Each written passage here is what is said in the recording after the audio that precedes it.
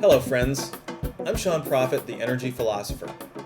Today, I'm going to tackle one of the toughest, most politically sensitive subjects in the whole basket of energy issues: gas prices. I just paid $4.27 a gallon today for regular, which is the most I've ever paid in my life. It didn't bother me too much, though, because even though my Prius was nearly empty, it only cost me just over $30 to fill up. Not a big deal. Now, I'm sorry if I'm gloating just a little bit. I've been paying the price since 2005, when gas was still cheap, to be an early adopter of hybrid technology.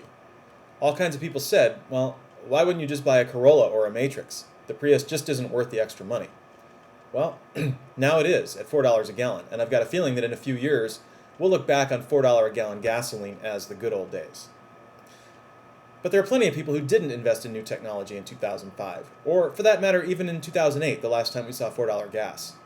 They just thought to themselves, the price will eventually drop, and they flashed their credit score to bag a new Escalade or Armada or Navigator. Now, some of these people, especially the ones who live close to the Mexican border, are so upset about today's prices, they're willing to cross the border to buy a tank of gas at the government-subsidized price of $2.80 a gallon. All I can say is it must be a pretty big tank to make it worth a border crossing. Even with a 30-gallon tank, it would only save a person about $40 on a $120 fill-up. Yeah, $120 to fill up your SUV.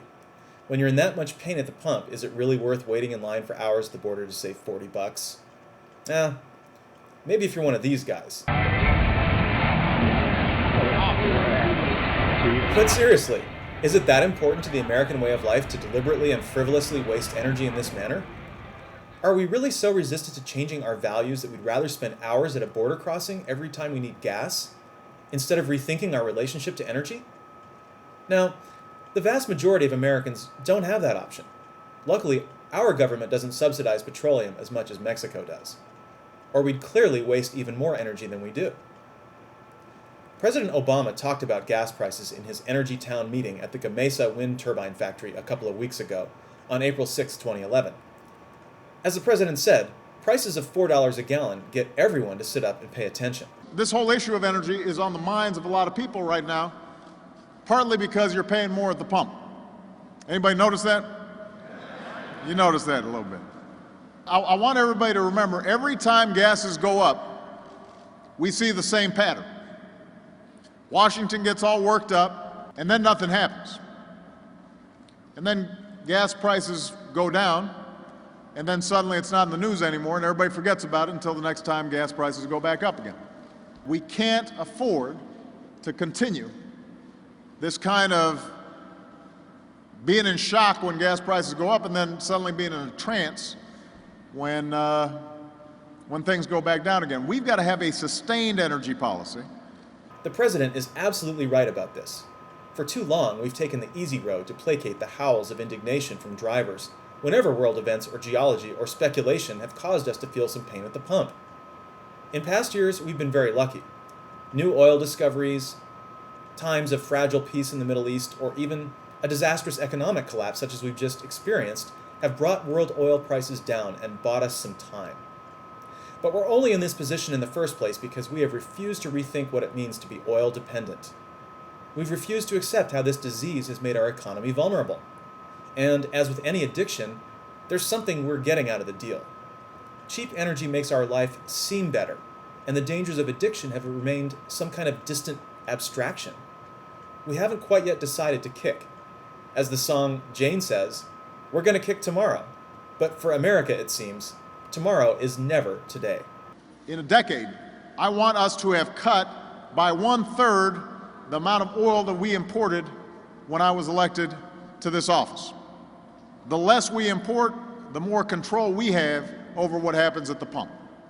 Our economy will be less vulnerable to wild swings in oil prices. Our nation will no longer be beholden to the countries that we now rely on for oil imports.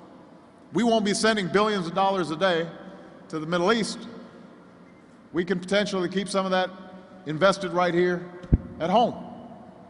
Okay, this is a great call to action by the president. He wants us to get 1/3 of the way to being clean in 10 years. But who knows what will actually happen?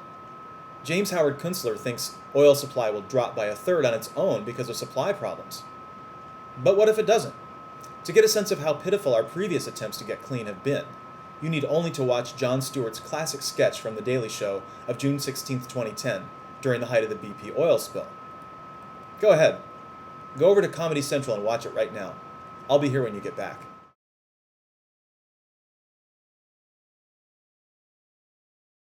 It's a great history lesson. Stewart's point is that no less than 8 U.S. presidents have tried and failed to tackle this issue. They've made energy independence a centerpiece of State of the Union addresses and other high-profile national speeches. Yet little has changed. All of these presidents weren't equal with regard to oil, and they have not all been complete failures about energy policy, of course. The story is much more complicated. As this graph of U.S. oil production and imports shows, the trouble began for the U.S. just after 1970 when our domestic production peaked and began to decline. Imports immediately spiked from 1 million to about 3.5 million barrels per day. The 1973 Arab oil embargo gave the U.S. its first taste of an oil shortage, which included gas lines and dramatic price increases. Now, I'm old enough to remember being in those lines. Instead of taking the lesson from that energy crisis, however, America did the exact opposite. Even with the new corporate average fuel efficiency standards, CAFE standards, that Congress passed in 1975, the United States doubled oil imports to nearly 7 million barrels a day by 1979. Ironically, most of that increase came from OPEC, the very same nations which had just embargoed us. Then when Iran had its revolution in 1979, President Carter slapped a reverse embargo on its oil. And then in 1980, Iraq invaded Iran, cutting oil production even further. The U.S. was on the brink of rationing, having already printed rationing coupons. That year, Jimmy Carter also articulated the Carter Doctrine, in which the United States declared that its vital interests included a stable Middle East, and that it would intervene militarily if necessary to ensure the flow of oil. But at least for the time being, the combination of high gas prices and energy efficiency did the trick. We didn't have to go to rationing. Americans in the early 80s were in no mood to waste oil. We also drilled baby drilled and increased production slightly. Then gas-sipping cars became strangely popular, and between 1980 and 1985, U.S. oil imports dropped by half, falling back to the 1973 level of 3.5 million barrels per day. We actually made some good, if temporary, progress toward energy independence in the 1980s. This was the direct result of the CAFE standards, which required automakers to produce a fleet average of 27.5 miles per gallon by 1987. And despite their vigorous protestations that it was an impossible goal, the automakers accomplished it easily. U.S. oil imports that year remained below 5 million barrels per day. OPEC had more oil than it could sell, and it no longer controlled world prices. The U.S. was finally making progress toward energy independence. But then, automakers saw the oil prices falling. Their strategy relied on short consumer memories, which led to an unprecedented surge in the demand and manufacture of oversized trucks and SUVs, which were highly profitable. And luxury cars were also effectively exempt from the CAFE, since it was much cheaper for luxury automakers to pay the fines than lose their brand equity as producers of powerful high-class automobiles. Their unspoken motto became, if you have to ask about gas mileage, you can't afford the car. And so it was that the 1990s became the decade the gas guzzler once again took over American highways. And as would be expected, by 1995, U.S. oil imports exceeded production for the first time in the history of the automobile. Coincidence? Even though the U.S. was importing a lot of oil in the 1990s, it's less than it would have been without CAFE.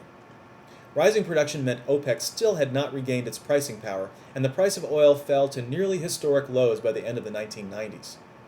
This led to gasoline being sold for less than $1 a gallon in the U.S. for the first time since 1979.